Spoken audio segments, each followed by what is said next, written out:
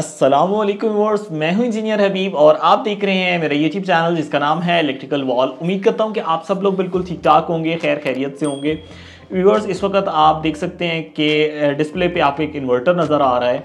ये सैज का इन्वर्टर है, मैक्स पावर की तरफ से ये इन्वर्टर हमें देखने को मिला है। और आज की वीडियो को स्टार्ट करते मैं बताता हूँ कि ये एक ऐसा इन्वर्टर है जो मैं मोस्टली अपने प्रोजेक्ट्स में लगाता हूँ। आपने मुख्तलिफ मेरे प्रोजेक्ट्स देखे होंगे जिसके अंदर ये सैज की सीरीज़ को मैंने इंस्टॉल किया है। अल्हम्दुलिल्लाह one of the best product है। और ऑन ग्रिड की सीरीज़ के अंदर चंद एक नामी ग्रामी जो इन्वर्टर्स हैं उसके अंदर इसका नाम आता है, यानी कि बेहतर इन्वर्टर्स की कैटेगरी के अंदर ये एक सबसे अच्छा ऑप्शन है। आज जो मैं जिस इन्वर्टर को रिव्यू करने लगा हूँ ये सैज की सीरीज़ का 10 किलोवाट का इन्वर्टर है। इनकी मल्टीपल सीरीज़ आती है, जिस तरह इस वक्त भी मेरे पास स्टॉक में 15 किलोवाट भी अवेलेबल है। आज की वीडियो के अंदर मैं कंप्लीट डिटेल्स बताऊंगा कि 10 किलोवाट सैज क्या है, कैसे काम करता है, आपकी रिक्वायरमेंट अगर ऑन ग्रिड सिस्टम की है तो आपको ये इन्वर्टर परचेज करना चाहिए और क्या क्या ऐसे फीचर्स हैं जिसकी बेस के ऊपर मैं इसको अपने प्रोजेक्ट्स में इंस्टॉल करता हूं। ये कंप्लीट डिटेल आज की वीडियो हम जानेंगे। करते हैं जी अनबॉक्सिंग और फिर जानते हैं इसकी मजीद डिटेल्स। तो व्यूअर्स, आप देख सकते हैं हमने अनबॉक्स कर दिया है और अनबॉक्स करते ही सबसे पहले हमें मिल जाता है एक अदद यूज़र मैनुअल। और पाउच को ओपन किया, देख लेते हैं यूज़र मैनुअल में कहीं वारंटी कार्ड तो नहीं है, एडिशनल कोई चीज़ तो नहीं है कि जी ये है जी हमारे पास एक अदद यूज़र मैनुअल। और ये माउंटिंग का तरीकाकार है और ये बताए गए हैं कि इसके अंदर हमें क्या क्या एक्सेसरीज़ मिलेंगी। इसी के साथ ही वॉल माउंटिंग ब्रैकेट, यानी इस ब्रैकेट से हमने इसे दीवार के ऊपर माउंट करना है। और इसके बाद आप देख सकते हैं कि जी हमें इसके अंदर एक और बॉक्स मिल जाता है और ये बॉक्स के अंदर आप देख सकते हैं काफ़ी सारी एक्सेसरीज हैं। जैसे कि आप देख सकते हैं कि ये वो चीज़ें हैं जिनकी मदद से इन्वर्टर ने दीवार के ऊपर माउंट होना है। और ये पैकिंग मुझे किसी और इन्वर्टर में ऐसे नहीं देखने को मिली। आप देख सकते हैं अलग-अलग एक MC4 connector, male connector, female connectors हैं और ये है जी इसका ग्रिड का कनेक्टर। जैसे कि इस इन्वर्टर के अंदर एक ही इनपुट होती है, एक ही आउटपुट होती है, यानी कि एक ही है जिससे ये फीडिंग करेगा, तो वो ये कनेक्टर है। और ये है जी वो बहुत प्यारी सी चीज़ जिसका मैं आपसे जिक्र कर रहा था, वाईफाई डोंगल। इसी के अंदर हमें इसका डिस्प्ले मिल जाता है। इसी के साथ ही व्यूअर्स आप चेक कर सकते हैं, बहुत प्यारा सा डिज़ाइन है। ये सैज का कहना है कि ये स्माइली जो है ये स्माइली फेस को रिप्रेजेंट करता है और बहुत ही प्यारा इन्वर्टर है। आपने मेरे प्रोजेक्ट्स में भी इसको देखा है।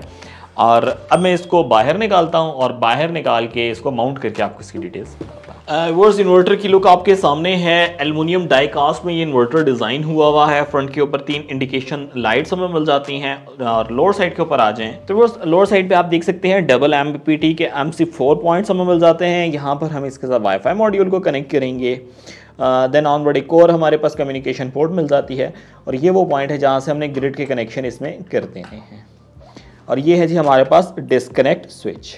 बस बॉडी चेक कर सकते हैं, ये है जी एल्युमिनियम डाई कास्ट और बहुत ही हैवी ड्यूटी क्वालिटी है जिसके अंदर ये इन्वर्टर को डिज़ाइन किया गया है। तो बस फर्स्ट स्टेप में आपने इसकी जो वॉल माउंटिंग ब्रैकेट है उसको इंस्टॉल कर देना है। लेवल का ख्याल रखें और एरोज की डायरेक्शन अपवर्ड है, इस तरीके से आपने वॉल माउंटिंग ब्रैकेट को लगा देना है। तो सेकंड स्टेप के अंदर आपने इन्वर्टर को माउंट कर देना है और जैसे ही आप इन्वर्टर को माउंट करेंगे तो इसके राइट साइड के ऊपर जो स्क्रू है उसे टाइट कर देना है ताकि ब्रैकेट के साथ ये बिल्कुल फिक्स हो जाए। व्यूअर्स, इस इन्वर्टर के अंदर आपको यहाँ पर एक सेफ्टी लॉक मिल जाता है, यानी कि ये थेफ्ट प्रोटेक्शन के लिए अगर आप इसके ऊपर ताला लगाना चाहते हैं, लॉक लगाना चाहते हैं तो यहाँ पर लगा सकते हैं। स्टेप 3 के अंदर आपने इसके लोअर साइड के ऊपर सोलर के कनेक्शन कर देने हैं। आपको डबल MPPT मिल जाता है, तो इस वक्त मेरे पास एक स्ट्रिंग है, मैं इसके ऊपर कनेक्ट कर दूंगा। तो बस इसके टॉप पे आप चेक कर सकते हैं कि पोटेंशियल अर्थ L1, L2, L3 और न्यूट्रल है।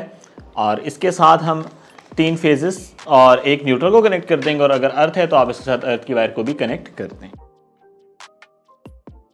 व्यूअर्स, अब हमारे पास स्टेप 5 है जो कि फिजिकल कनेक्शंस के अंदर है, जिसके अंदर हमने ग्रिड के कनेक्शन कर लेने हैं। जो हमने ग्रिड की वायर कनेक्टर बनाया है वो अब हम इसे यहाँ पे कनेक्ट कर देंगे और फिर हमारा सॉफ्टवेयर का पोर्शन स्टार्ट हो जाएगा। तो व्यूअर्स, जैसे ही आप इसको PV सप्लाई करेंगे और ग्रिड प्रोवाइड करेंगे, फर्स्ट टाइम की इंस्टॉलेशन है तो आप देख सकते हैं यहाँ पर कुछ भी नज़र नहीं आ रहा और मोड इनिशियलाइज INIT है। इस वक्त ये वर्किंग स्टेट में नहीं गया। इसको फर्स्ट टाइम ऑन करने के लिए आपने इसको सॉफ्टवेयर के थ्रू ऑन करना है ताकि ये अपने सारे पैरामीटर्स यहाँ पर ले आए और पावर को जनरेट करना शुरू हो जाए, नॉर्मल मोड में आ जाए। अभी नॉर्मल मोड में नहीं है। तो वो इसी की बात आप चेक कर सकते हैं कि इन्वर्टर को मैंने पावर ऑन कर दिया है। इस पर जो छोटा सा बटन लगा है इसको अगर आप टैप करेंगे तो आप इसके डिफरेंट पैरामीटर्स चेक कर सकते हैं। जैसे कि इस वक्त की पावर आप देख सकते हैं कि किलोवाट जो है इस वक्त पावर जनरेट हो रही है। तो बस आप देख सकते हैं इस वक्त 1.2 किलोवाट पावर जनरेट हो रही है। ये रेड बटन को अगर मैं टैप करता हूं तो मोड नॉर्मल आ रहा है। आपने देखा था पहले वेटिंग मोड पे था, फिर इनिशियलाइजिंग मोड पे था। इस वक्त ये नॉर्मल मोड पे आ चुका है। साथ टाइम आ रहा है, वाईफाई का सिग्नल आ रहा है, यानी ये तमाम पैरामीटर्स मेरे मोबाइल पे भी मुझे डिस्प्ले हो रहे हैं।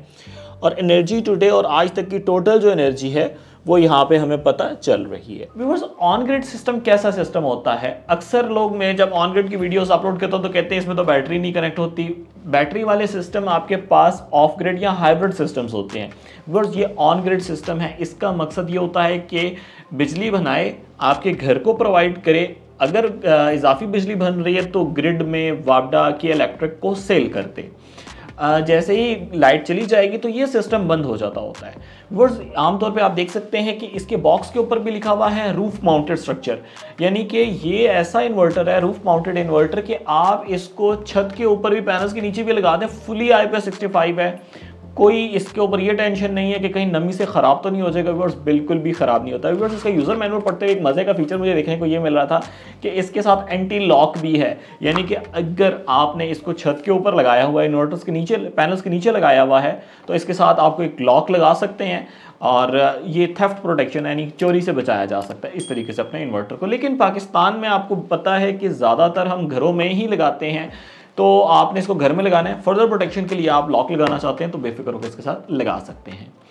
पैनल्स कितना कनेक्ट कर सकते हैं? बस 10 किलोवाट का इन्वर्टर है और अगर मुझे 10 किलोवाट की आउटपुट चाहिए तो ज़ाहिर बात है मुझे ज़्यादा पैनल लगाने हैं, तो 15 किलोवाट तक का पैनल हम इसके साथ कनेक्ट कर सकते हैं ताकि हमें लॉसेस कैलकुलेट करने के बाद और अपनी रिक्वायरमेंट के मुताबिक 10 किलोवाट आसानी से इसे मिल जाए। और व्यूअर्स, हर एमपीपीटी जो है वो 18 एम्पियर का है शॉर्ट सर्किट पे, और वैसे 15 एम्पियर है। तो बेफिक्र हो कि कोई भी पैनल है, चाहे 400 की सीरीज़ का है, चाहे 500 की सीरीज़ का है, क्योंकि 500 की सीरीज़ के पैनल ज़्यादातर 13 एम्पियर में आते हैं। इसी तरीके से जो 600 की सीरीज़ का है वो 17 एम्पियर में आता है। तो जोन सा भी आपके पास पैनल है, आप बेफिक्र हो कि इसके डबल एमपीपीटी पे कनेक्ट कर सकते हैं। व्यूअर्स, मुझे जो फीचर अच्छा लगा वो ये कि हमें इसकी जो वाईफाई डिवाइस है ना, ये वाईफाई मॉड्यूल है, इस वाईफाई मॉड्यूल के अंदर OLED टाइप डिस्प्ले मिल जाता है, यानी ऐसा डिस्प्ले जो आमतौर पे मोबाइल स्क्रीन का होता है, बड़ा शार्प, बड़ा अच्छी क्वालिटी का, तो वो इसके ऊपर ही हमें मिल जाता है। और अगर किसी वजह से ये ख़राब हो जाता है तो हम इसको रिप्लेस कर सकते हैं, यानी इन्वर्टर को ओपन करने की ज़रूरत नहीं है अगर डिस्प्ले अगर लेट से ख़राब भी हो जाता है। बाकी यही सबसे बड़ा हमारा कंसर्न होता था कि इन्वर्टर की तो लाइफ ज़्यादा है, डिस्प्ले की लाइफ कम होती है, तो इसके लिए इन्वर्टर खुल जाता है। बट वो टेंशन भी सैज ने रिमूव कर दी है। हम इसके साथ ये लगा देते हैं जो कि वाईफाई का भी काम करता है, ब्लूटूथ का भी काम करता है और डिस्प्ले का भी काम करता है। वर्स, इसी के साथ अगर मैं इसकी इंसुलेशंस की बात कर लूँ, प्रोटेक्शन की बात कर लूँ, तो प्रोटेक्शन में आप देख सकते हैं इंटरनल ओवर वोल्टेज प्रोटेक्शन है, यानी कि वोल्टेज ज़्यादा आ जाते हैं। हम सेटिंग भी कर सकते हैं, मैं आपको करके भी दिखाऊंगा एप्लीकेशन से। AC short circuit protection, AC ground detection, DC surge यानी कि जो आसमानी बिजली सर्ज आती है उससे प्रोटेक्शन मिल जाती है, AC सर्ज है, thermal protection, string current detection, anti island protection, यानी वापडा जाए, सॉरी ग्रिड जाए या वापडा या की इलेक्ट्रिक कह लें जाए तो ऑटोमेटिकली इन्वर्टर बंद हो जाए। तो इनकी डिटेल्स इंशाल्लाह फिर मैं आपको बताऊंगा। बट ये तमाम प्रोटेक्शंस जो हैं एक ज़रूरी हैं एक इन्वर्टर के अंदर, और वो इसके अंदर हमें मिल जाती हैं। व्यूअर्स, इसी के साथ ही आप देख सकते हैं लास्ट में आपको वारंटी कार्ड मिल जाता है, और 5 साल की वारंटी के ऊपर ये इन्वर्टर हमें देखने को मिलता है। ऑन ग्रिड इन्वर्टर्स इस लिहाज से मुझे पर्सनली बहुत पसंद है कि ये हैसल फ्री सिस्टम होता है, और 5 साल की वारंटी मिल रही हो तो और हमें क्या चाहिए। तो ये इस इन्वर्टर्स की डिटेल्स थी। उम्मीद करता हूँ कि इन्वर्टर आपको अच्छा लगा होगा। तो अगर आप सोलर लगवाना चाहते हैं, ऑन ग्रिड सिस्टम लगवाना चाहते हैं, तो ज़रूर इस इन्वर्टर को कंसिडर कीजिएगा, ये एक अच्छा ऑप्शन है। तो व्यूअर्स, इस वक्त आप स्क्रीन पे चेक कर सकते हैं, आपको 2 एप्लीकेशंस नज़र आ रही हैं, E-सोलर O&M यानी ऑपरेशन एंड मेंटेनेंस, और दूसरी है E-सोलर एयर। हम जो क्लाइंट्स को देते हैं वो E-सोलर एयर देते हैं, जिससे वो अपने पैरामीटर्स को देख सकते हैं, मंथली जनरेशन, डेली जनरेशन, तमाम फीचर्स वो चेक कर सकते हैं। लेकिन being an installer, being an engineer, हमने इनके पैरामीटर्स को सेट करना होता है, असेस करना होता है, तो उसके लिए हमें चाहिए होती है E-सोलर O&M यानी ऑपरेशन एंड मेंटेनेंस। यहाँ से हम इनके अकाउंट क्रिएट करते हैं, लेकिन फर्स्ट टाइम जब कभी भी आपने एनर्जाइज करना है तो आपने आ जाना है लोकल कनेक्शन पे, और यहाँ पर पासवर्ड को एंटर कर देना है 1 2 3 4 5 6। तो जैसे ही आप इस पे पासवर्ड एंटर करेंगे, यहाँ पे आपको ऑप्शन मिल जाएगा आपने कनेक्ट किससे करना है। जो आपके पास R5 मॉडल है उसको आप वाईफाई से कनेक्ट करते हैं और फिर नेक्स्ट करेंगे।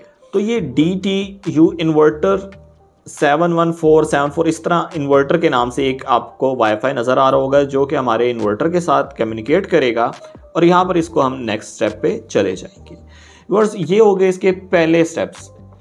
अब आपने क्या करना है कि यहाँ से डिफरेंट सेटिंग्स को चेक कर लेना है। इनिशियल सेटिंग्स पे आ जाएं।